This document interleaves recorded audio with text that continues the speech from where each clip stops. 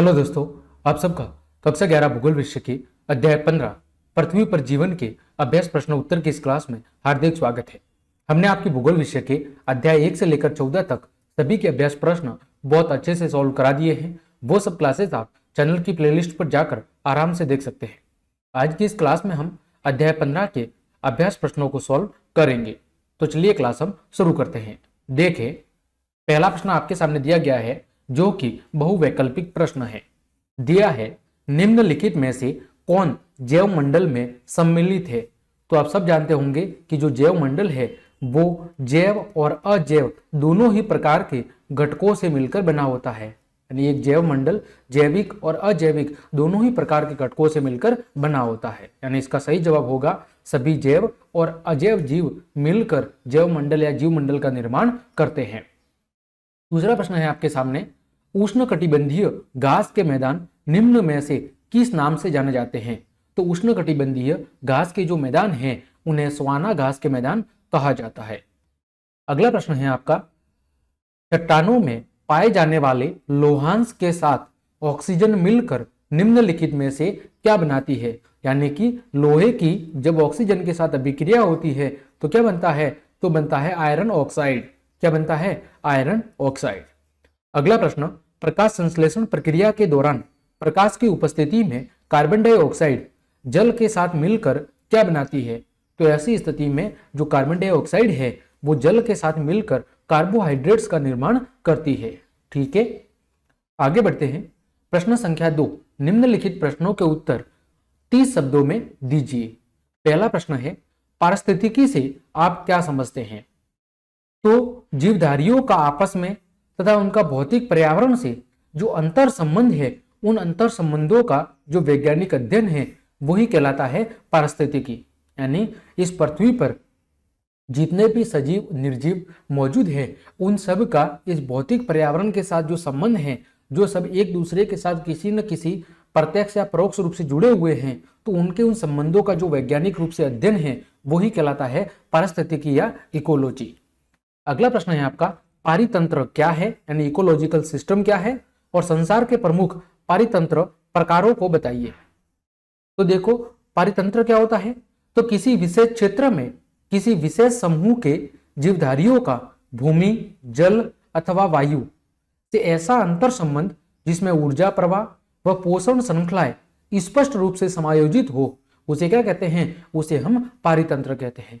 यानी किसी एक विशेष क्षेत्र में जीवधारियों का ऐसा समूह जो भूमि, जल, वायु इन सभी से इस तरह जुड़ा हो कि जिसमें ऊर्जा का प्रवाह और पोषण श्रृंखला यानी आहार श्रृंखला स्पष्ट रूप से मौजूद हो या समायोजित हो, तो ऐसे सिस्टम को कहते हैं एक पारितंत्र। पारितंत्र दो प्रकार के हैं, एक स्थलीय पारितंत्र और एक जलीय पारितंत्र। स्थलीय का मतलब स्थल के ऊपर का और जलीय का मतलब जल के भीतर पारितंत्र। आया समझ में। आगे बढ़ते हैं।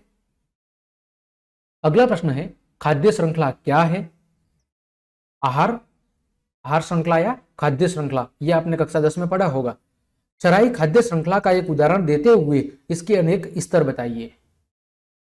तो देखो, खाद्य श्रृंखला क्या है, यह खाद्य क्रम और इस क्रम में एक स्तर से दूसरे स्तर पर ऊर्जा प्रवाह ही क्या कहलाती है, खाद्य श्रृंखला। यानी ये खाद्य श्रृंखला के अंदर क्या क्या होते हैं, उसके अंदर उत्पादक होता है, उपभोक्ता होता है, अपघटक होते हैं। यानी अलग अलग स्तर पर अलग अलग जीव पाए जाते हैं। ठीक है, उदाहरण की बात करें अगर हमें चराई खाद्य श्रृंखला का उदाहरण देना है तो सबसे पहले पौधों पर जीवित रहने वाला एक कीड़ा होगा। ठीक है, इस कीड़े को कौन खाएगा, कीड़े को खाएगा आपका मेंढक। कौन खाएगा, मेंढक। मेंढक जो कि किसका भोजन होगा, मेंढक भोजन होगा सांप का। और सांप को कौन खाएगा, सांप को खाएगा बाज। और जब बाज की मृत्यु हो जाएगी तो उसको फिर से कौन खाएंगे, कीड़े मकोड़े खाएंगे। यानी इसका अपघटन होगा और अपघटन होकर पुनः मृदा के अंदर मिल जाएगा और मृदा से पुनः जो कीड़े हैं वो पौधे उगेंगे, उनको पुनः भक्षण करेंगे। तो इस तरह ये खाद्य श्रृंखला या आहार श्रृंखला चलती रहती है। ठीक है, अगला प्रश्न है, खाद्य जाल से आप क्या समझते हैं, उदाहरण सहित बताइए। तो खाद्य जाल क्या है, जब अनेक खाद्य श्रृंखलाएं आपस में जुड़ जाती है तो उसे कहते हैं खाद्य जाल। यानी खाद्य श्रृंखलाओं के आसपास में एक दूसरे से जुड़ जाने को या जुड़े होने को क्या कहते हैं, खाद्य जाल कहते हैं। यानी जब एक, दो या तीन या उससे भी अधिक जो खाद्य श्रृंखला है जब आपस में मिल जाती है, यानी साधारण शब्दों में कह सकते हैं कि जब कई सारी खाद्य श्रृंखलाएं आपस में मिल जाती है तो एक खाद्य जाल का निर्माण करती है। उदाहरण के लिए जो चूहा है वो अन्न पर निर्भर है और वह अनेक द्वितीयक उपभोक्ताओं का क्या है, भोजन है। और तृतीयक मांसाहारी अनेक द्वितीयक जीवों से अपने भोजन की क्या करते हैं, पूर्ति करते हैं। यानी चूहा है वो किस पर निर्भर है, वो अन्न पर निर्भर है और ये कई सारे जो द्वितीय उपभोक्ता है उनके लिए भोजन है। और जो तृतीयक मांसाहारी है उनके लिए भोजन का काम करेंगे, वो कौन करेंगे, वो द्वितीयक जीव करेंगे। तो इस तरह कई सारे जीव एक दूसरे पर क्या होते हैं, निर्भर होते हैं। इसी को कहते हैं खाद्य जाल। अगला है बायोम क्या है। तो बायोम पौधों और प्राणियों का एक समुदाय है जो एक बहुत बड़े भौगोलिक क्षेत्र में पाया जाता है। बायोम क्या है, पौधे और प्राणियों का एक विशाल समूह या समुदाय है जो एक बहुत ही बड़े भौगोलिक क्षेत्र के अंदर पाया जाता है। अगला प्रश्न है आपका, निम्नलिखित शब्दों के प्रश्नों के उत्तर लगभग 150 शब्दों में दीजिए। पहला प्रश्न है, संसार के विभिन्न वन बायोम यानी फॉरेस्ट बायोम्स की महत्वपूर्ण विशेषताओं का आपको वर्णन करना है। तो संसार के जो विभिन्न वन बायोम हैं उनको 3 उपभागों के अंदर वर्गीकृत किया गया है। पहला है उष्णकटिबंधीय। उष्णकटिबंधीय के अंदर कौन कौन शामिल है, पहला है भूमध्य रेखीय। ये जो वन है यहाँ का तापमान 20 डिग्री से लेकर 25 डिग्री सेंटीग्रेड के बीच में होता है, जिसका लगभग एक समान वितरण होता है, तापमान लगभग एक समान होता है। यहाँ की मृदा में अम्लीयता तथा पोषक तत्वों की कमी पाई जाती है। किसकी, अम्लीयता की और पोषक तत्वों की कमी होती है। असंख्य वृक्षों के झुंड, लंबे तथा घने वृक्ष पाए जाते हैं। कहां पर, भूमध्य रेखीय वन क्षेत्र में। अगला है पर्णपाती वन। यहाँ का जो तापमान है ये 25 डिग्री सेंटीग्रेड से लेकर 30 डिग्री सेंटीग्रेड के बीच में रहता है। एक ऋतु में 1000 मिलीमीटर वार्षिक औसत वर्षा होती है, यानी बहुत ज्यादा बारिश होती है। यह मृदा पोषक तत्वों में क्या होती है, धनी होती है। कम घने मध्यम ऊंचाई के वृक्ष तथा अधिक प्रजाति एक साथ पाई जाती है। दोनों में ही कीट पतंगे, चमगादड़, पक्षी और स्तनधारी जो जंतु है वो पाए जाते हैं। भूमध्य रेखीय और पर्णपाती दोनों ही वनों में कीट पतंगे, चमगादड़, पक्षी और स्तनधारी जो जंतु है वो पाए जाते हैं। अगला है शीतोष्ण कटिबंधीय वन। तो इनका जो तापमान है वो 20 से लेकर 30 डिग्री सेंटीग्रेड के बीच में, वर्षा 750 से 1500 ml के बीच में होती है।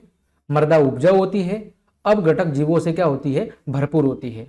वन कैसे होते हैं, मध्यम घने चौड़े पत्ते वाले वृक्ष पाए जाते हैं।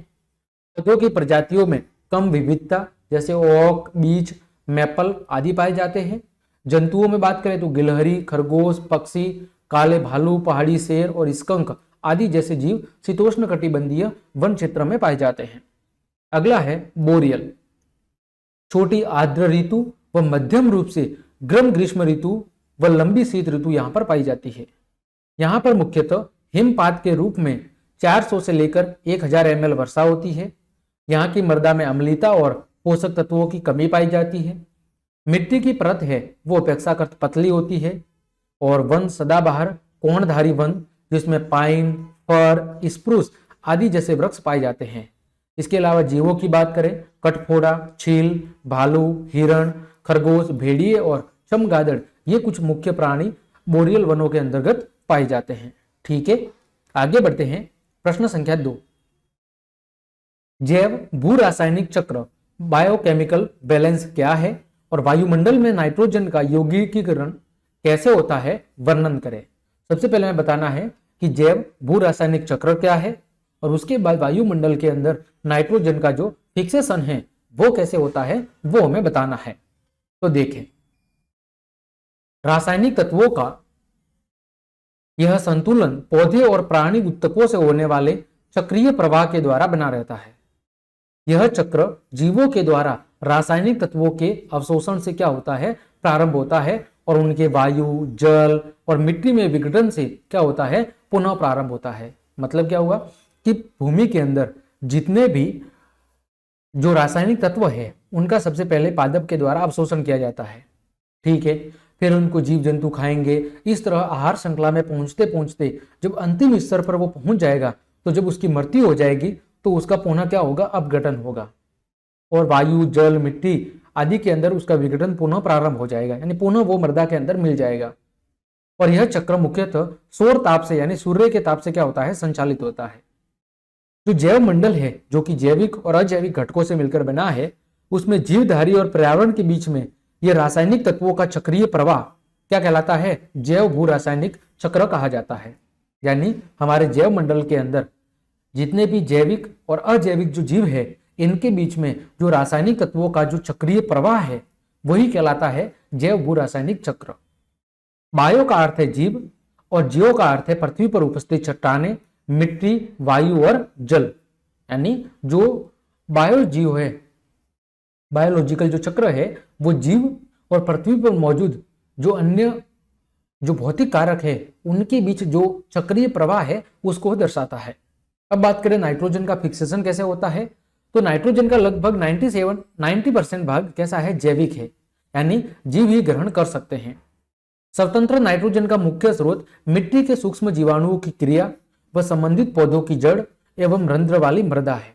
यानी जो नाइट्रोजन है उसका जो मुख्य स्रोत है वो मिट्टी के सूक्ष्म जीवों की क्रिया, उससे संबंधित पौधों की जड़ और जो रंध्र है, रंध्र वाली मृदा है, जहां से ये वायुमंडल में क्या होती है, पहुंचती है। वायुमंडल में बिजली चमकने और अंतरिक्ष विकिरण द्वारा नाइट्रोजन का क्या होता है, यौगिकीकरण होता है। महासागरों में कुछ समुद्री जीव भी इसका क्या करते हैं, इसका यौगिकीकरण करते हैं, यानी फिक्सेशन करते हैं। तो ये हो गया आपका प्रश्न संख्या 2। अगला प्रश्न संख्या 3, पारिस्थितिकी संतुलन इकोलॉजिकल बैलेंस क्या है और इसके असंतुलन को रोकने के महत्वपूर्ण उपायों की चर्चा करें। सबसे पहले मैं बताना है कि पारिस्थितिकी संतुलन होता क्या है और फिर इसके असंतुलन को रोकने के लिए हम क्या क्या महत्वपूर्ण उपाय कर सकते हैं वो बताना है। तो देखें, किसी पारिस्थितिकी या पारितंत्र या आवास में जीवों के समुदाय में परस्पर गतिक साम्यता की अवस्था ही क्या कहलाती है, पारिस्थितिकी संतुलन कहलाती है। मतलब एक पारितंत्र में जो जैविक और अजैविक घटक मौजूद होते हैं उनके बीच में जो संतुलन है, अगर वो संतुलन सही ढंग से बैलेंस बना रहता है तो उसी को कहते हैं पारिस्थितिकी संतुलन। और यह तभी संभव है जब जीवधारियों की विविधता अपेक्षाकृत क्या है, स्थायी रहे। और ये ऐसा कब संभव है, जब जीवों के अंदर जो पाई जाने वाली विविधता है वो पर्याप्त रूप से बनी रहे। पारिस्थितिकी असंतुलन के कारण नई प्रजातियों का आगमन, प्राकृतिक विपदाएं और मानव जनित कारक है। यानी जो प्राकृतिक असंतुलन है इसके कारण क्या है, जिसकी वजह से परितंत्र में असंतुलन पैदा हो रहा है। पहला कारण है नई प्रजातियों का आगमन, दूसरा समय समय पर आने वाली प्राकृतिक आपदाएं और मानव जनित कारक। अब इसके असंतुलन को रोकने के लिए हम उपाय क्या कर सकते हैं। पहला, प्रकृति में हस्तक्षेप ना करें, यानी पृथ्वी के साथ आपको किसी भी प्रकार का खिलवाड़ नहीं करना है, प्रकृति के संतुलन को बनाकर रखना है। जनसंख्या पर नियंत्रण। अगला, वस्तुओं का पुनः उपयोग और पुनः चक्रण यानी रीयूज एंड रिसाइकल।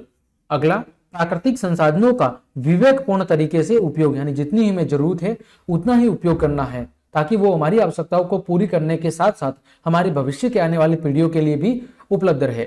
और वनीकरण को यानी वृक्षारोपण को ज्यादा से ज्यादा प्रोत्साहन देना है। तो पारिस्थितिकी तंत्र की सुरक्षा और संरक्षण के लिए समुचित ज्ञान और प्रबंधन क्या है, बहुत ही आवश्यक है। और इन उपायों को लागू करके ही हम क्या कर सकते हैं, पारितंत्र को संतुलित रख सकते हैं। ठीक है, आगे। तो इस प्रकार हमने आपके अध्याय 15 के अभ्यास के जितने भी प्रश्न थे उन सभी प्रश्नों के उत्तर बहुत अच्छे से जान लिए हैं। उम्मीद करता हूं सभी प्रश्नों के उत्तर आपको अच्छे समझ में आए होंगे। तो क्लास देखने के लिए आप सभी को धन्यवाद। यदि आपको मेरी क्लास और मेहनत पसंद आई है तो फिर लाइक, कमेंट, शेयर और सब्सक्राइब जरूर करें। आज के लिए इतना ही। जय हिंद, जय भारत।